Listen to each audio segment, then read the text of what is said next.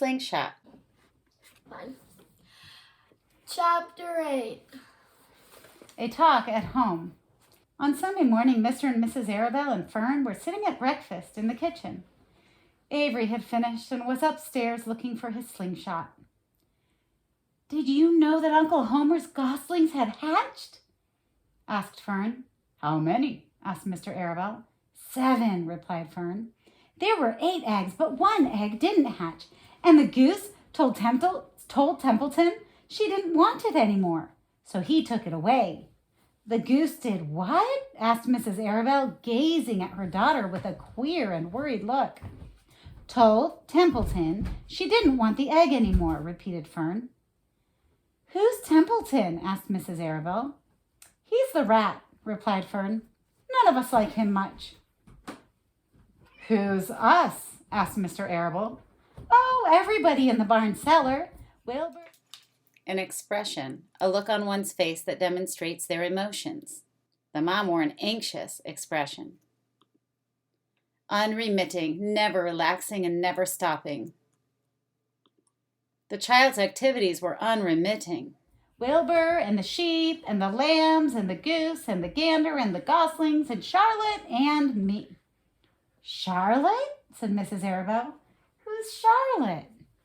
"She's Wilbur's best friend. She's terribly clever." "What does she look like?" asked Mrs. Arabelle. "Well," said Fern thoughtfully, "she has 8 legs. All spiders do, I guess." "Charlotte is a spider?" asked Fern's mother. Fern nodded. "A big gray one. She has a web across the top of Wilbur's doorway. She catches flies and sucks their blood. Wilbur adores her." "Does he really?" said Mrs. Arabelle, rather vaguely. She was staring at Fern with a worried expression on her face. You're going to get whipped in the face." "Oh, yes.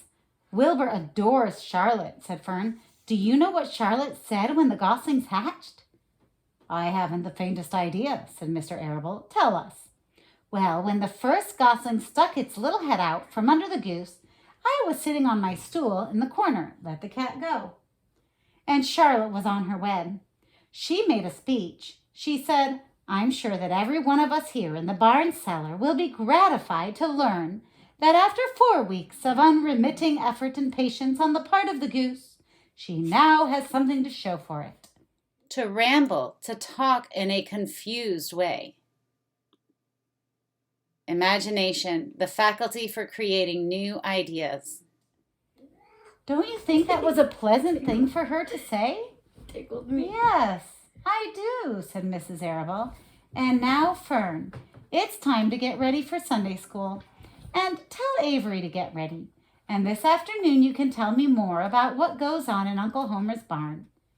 Aren't you spending quite a lot of time there? You go there almost every afternoon, don't you?" "I like it," replied Fern. She wiped her mouth and ran upstairs. After she left the room, Mrs. Arabelle spoke in a low voice to her husband. "I worry about Fern," she said. "Did you hear the way she rambled on about the animals, pretending that they talked?" Mr. Arabelle chuckled. "Maybe they do talk, like Marshy here." "You're going to get whipped in the face. You be careful."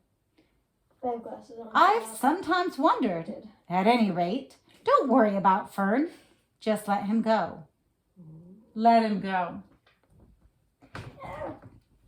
"She's just got a lively imagination. Kids think they hear all sorts of things." "Just the same, I do worry about her," replied Mrs. Arabelle. "I think I shall ask Dr. Dorian about her the next time I see him. He loves Fern almost as much as we do, and I want him to know how queerly she's acting about that pig and everything. I don't think it's normal. You know perfectly well that animals don't talk." Mr. Arabelle grinned. "Maybe our ears aren't as sharp as Fern's," he said. Don't forget to subscribe, click on the bell, and share. Thanks for watching.